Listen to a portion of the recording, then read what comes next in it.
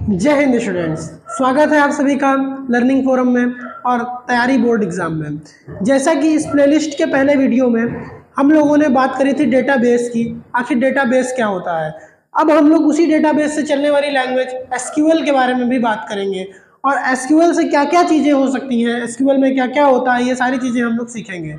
तो चलिए शुरू करते हैं। सबसे पहले अगर देखा जाए तो यहाँ पर आता है एसक्यूएल का स्ट्रक्चर। तो अगर एसक्यूएल के स्ट्रक्चर की बात करी जाए तो एसक्यूएल का स्ट्रक्चर कुछ ऐसा होता है कि सबसे पहले होता है डेटाबेस। क्या होता है बेटा? सबसे पहले होता है डेटाबेस। उस डेटाबेस के अंदर क्या आता है? डेटाबेस के अंदर आता है टेबल्स। क्या आता है बेटा? टेबल्स। और उस टेबल के अंदर क्या होता है? डेटा। और डेटा किस फॉर्म में होता है?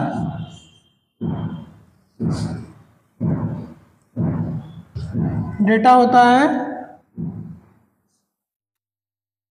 रोज एंड कॉलम्स के फॉर्म में। किस फॉर्म में होता है? रोज एंड कॉलम्स के फॉर्म में। इसका मतलब टेबुलर फॉर्म में। तो इसका मतलब हम लोग कोई भी डेटा अगर देखेंगे तो किस तरीके से आएगा? अगर एसक्यूएल में कोई भी डेटा हम लोग को देखना होगा तो डेटा किस तरीके से होगा?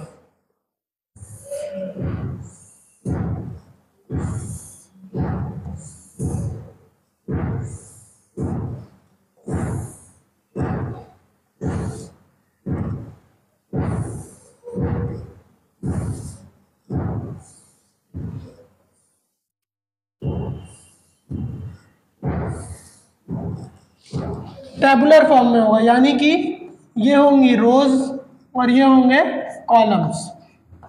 मतलब कि हमारे पास हॉरिजॉन्टल रोज होने वाली हैं और वर्टिकल कॉलम्स होने वाले हैं। ठीक, तो अगर इसकी बात करी जाए कि कैसा दिखेगा तो यानी यहाँ पे मैंने स्लाइड में ही बनाया हुआ है। तो चलिए देखते हैं। सबसे पहले आएगा डेटाबेस।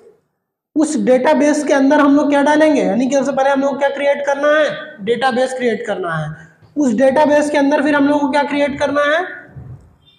टेबल्स क्रिएट करनी है। डेटाबेस के अंदर क्या क्रिएट करना है बेटा? टेबल्स को क्रिएट करना है। फिर उन टेबल्स को क्रिएट करने के बाद हमें उसके अंदर क्या पुट करना है? डेटा पुट करना है। और डेटा किस फॉर्म में पुट होगा? रोज एंड कॉलम्स के फॉर्म में ही पुट होगा। क्यों? क्योंकि एसक्यूएल क्या है? एसक्यूएल एक रिलेशनल डेटाबेस से वर्क करने वाली लैंग्वेज है।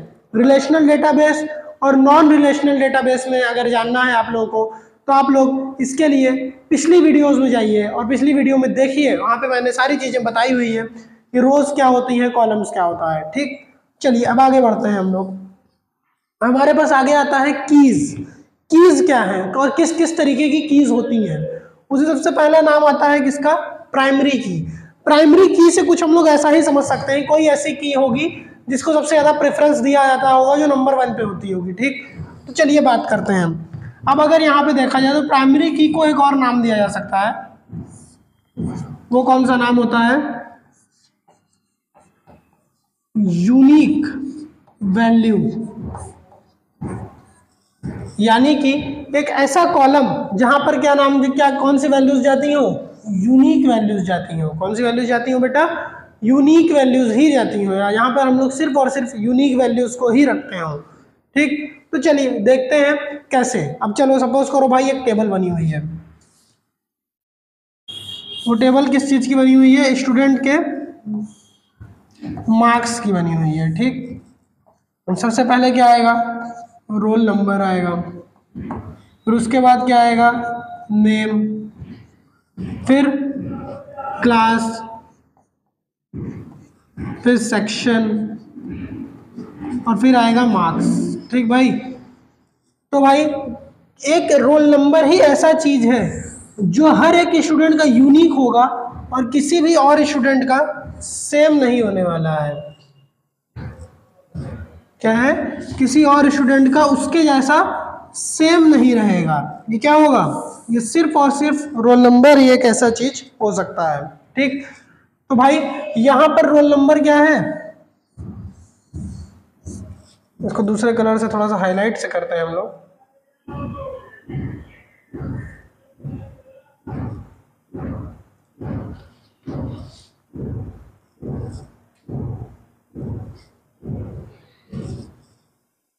यहाँ पे इसको दूसरे कलर से करते हैं, येलो कलर का यूज़ करते हैं।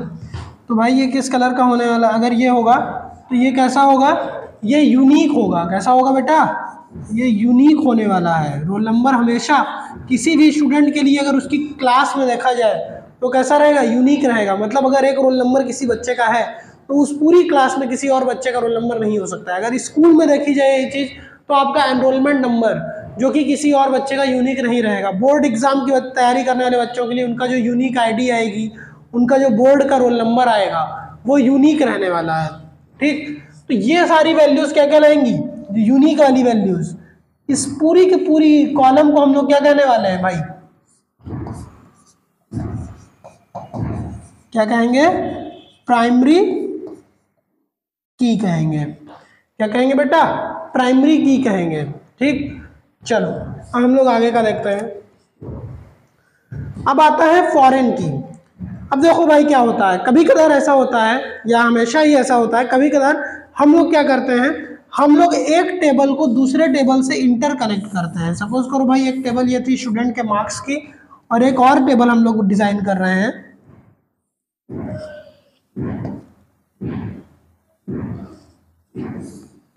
एक और टेबल हम लोग डिजाइन कर रहे हैं किस चीज की, स्टूडेंट की डिटेल की डिजाइन कर रहे हैं।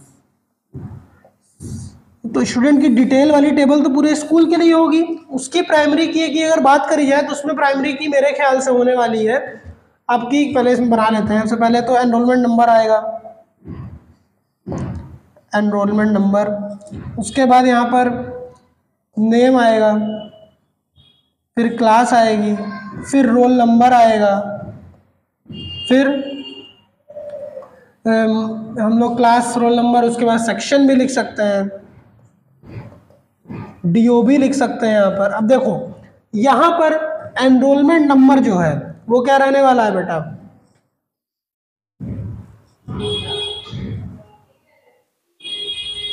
एनरोलमेंट नंबर जो रहेगा वो क्या रहेगा, हमेशा और हमेशा एनरोलमेंट नंबर ही यूनिक रहेगा। क्या रहेगा, एनरोलमेंट नंबर हमेशा यूनिक रहने वाला है। ये क्या है, हमेशा यूनिक रहेगा, जिस कारण से इस टेबल की भी प्राइमरी की क्या है, यही है। बट अगर इस टेबल को हम लोग कनेक्ट करेंगे तो किसके थ्रू कनेक्ट करेंगे, रोल नंबर के थ्रू कनेक्ट करेंगे।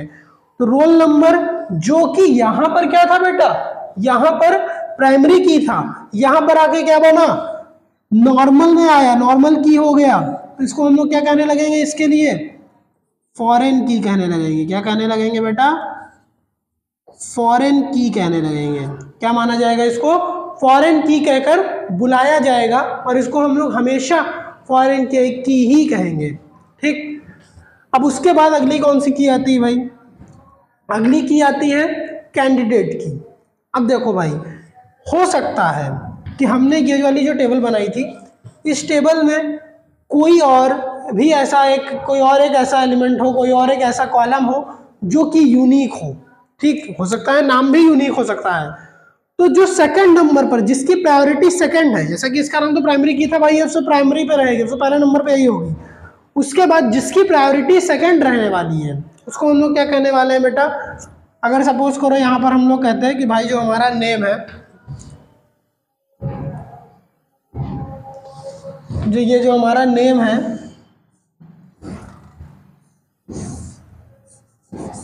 ये भी यूनिक ही है, बट इसकी प्रायोरिटी हमने क्या दी है, सेकंड दी हुई है।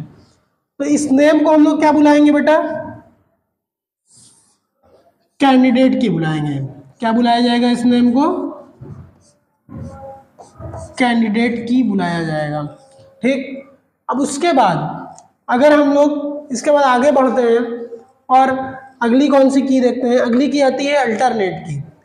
तो प्राइमरी की के अलावा बाकी जो भी कीज बच रही हैं उस पर्टिकुलर टेबल में, उन सारी कीज को, प्राइमरी की और कैंडिडेट की के अलावा जो भी उस टेबल में बची हुई कीज है, जैसे कि यहाँ पर क्लास है, सेक्शन है, मार्क्स है, ये सारे जो तीन चार बच रहे हैं, ठीक, इन सबको क्या कहा जाएगा, इन सबको अल्टरनेट की कहा जाएगा। क्या कहा जाएगा बेटा?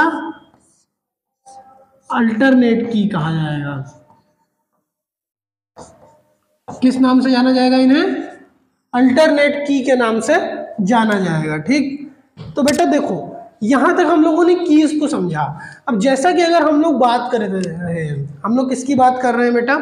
हम लोग बात कर रहे हैं एसक्यूएल की, और एसक्यूएल में हम लोग डेटा बेस की बात कर रहे हैं। डेटा बेस में हम लोग डेटा ही डालेंगे। तो अगर हम लोग उसकी बात यहाँ पर कर रहे हैं तो देखा जाए तो भाई जो स्ट्रक्चर मैंने वहां पे बनाया था उसको वापस से बनाते हैं।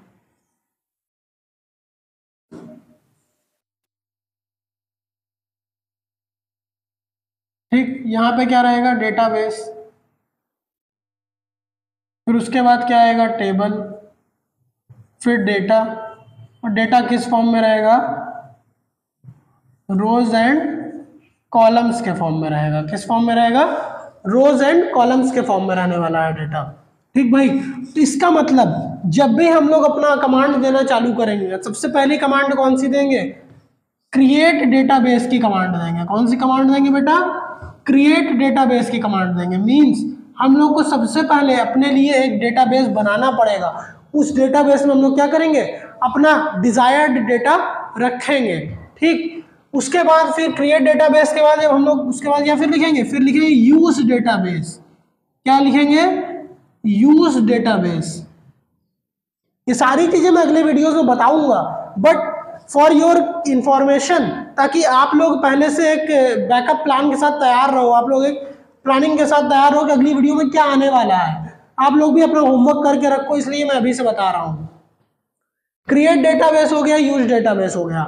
उसके बाद फिर हम लोग को अगली चीज क्या क्रिएट करनी थी भाई? टेबल क्रिएट करनी थी। तो हम लोग क्या यूज करने वाले हैं? क्रिएट टेबल करने वाले हैं। फिर उस टेबल के अंदर अब डेटा भी एंटर करना है। तो इसके लिए हम लोग को एक बहुत ही इंपॉर्टेंट टॉपिक की जरूरत पड़ने वाली है। टॉपिक कौन सा है भाई? Data type. कौन सा टॉपिक है भाई? Data type. यानी कि हम लोग का जो अगला टॉपिक होने वाला है, अगली वीडियो का टॉपिक होने वाला है, वो कौन सा टॉपिक रहेगा? डेटा टाइप रहेगा। क्या रहेगा उस टॉपिक का नाम? डेटा टाइप रहेगा। उसमें हम लोग ये सीखेंगे कि किस टाइप का डेटा हम लोग डालेंगे और उसमें किस तरीके का डेटा हम लोग यूज करेंगे। ठीक बेटा, तो अब हम लोग वापस से चलते हैं अपनी पीपीटी पे, और हम लोग देखते हैं हम लोगों ने क्या क्या सीखा अभी तक। ठीक भाई, तो हम लोगों ने एसक्यूएल का स्ट्रक्चर सीख लिया, यहाँ पर database, tables, data, rows and column से सारी चीजें सीखी हम लोगों ने। उसके बाद हम लोगों ने यहाँ पर प्राइमरी की को सीखा क्या होता है। किसी को कोई डाउट होगा तो कमेंट सेक्शन में बेटा डाल देना, वो सारे डाउट क्लियर कराऊंगा। उसके बाद फिर क्या सीखा हम लोगों ने? फॉरेन कीज सीखी। फॉरेन कीज के बाद कैंडिडेट कीज भी सीख लिया हम लोगों ने आज। कैंडिडेट की के बाद अल्टरनेट की भी सीख लिया। और उसके बाद हम लोगों ने ये भी डिस्कस कर लिया कि अगले टॉपिक में हम लोग डेटा टाइप्स पढ़ेंगे। और डेटा टाइप्स ही क्यों पढ़ेंगे? अगला टॉपिक डेटा टाइप्स ही क्यों रहेगा, कोई और क्यों नहीं रहेगा। ठीक, तो अब यहाँ पे देखो एक और छोटा सा डायग्राम बना हुआ है जिसको हम लोग कहते हैं डेटाबेस का डायग्राम। ठीक बेटा, चलो यहाँ पे देखते हैं कैसे और क्यों ये सारी चीजें हैं।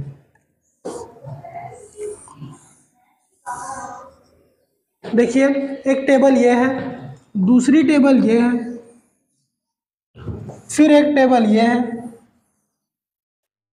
फिर एक टेबल ये है, और एक टेबल यहाँ पर ये आ गई, और फिर एक टेबल यहाँ पर आ गई। कौन सी? ये वाली। ठीक, अब देखो यहाँ पर ये सारी टेबल्स को देखो, ये देखो यहाँ पे ये ऑर्डर आईडी के थ्रू कनेक्टेड है, यहाँ पर ये वाली प्रोडक्ट आईडी के थ्रू कनेक्टेड है, फिर ये इससे कौन सी आईडी के थ्रू कनेक्टेड है? मर्चेंट आईडी के थ्रू कनेक्टेड है, फिर ये वाली इससे एडमिन आईडी के थ्रू कनेक्टेड है, और यहाँ पर कंट्री कोड के थ्रू चीजें कनेक्टेड है। देखो यहाँ पर ध्यान से बेटा, ये कौन सी थी भाई? ये इसके लिए जो ऑर्डर आईडी थी, इसके लिए क्या जाके बनी? फॉरेन की बन गई। समझ में आई?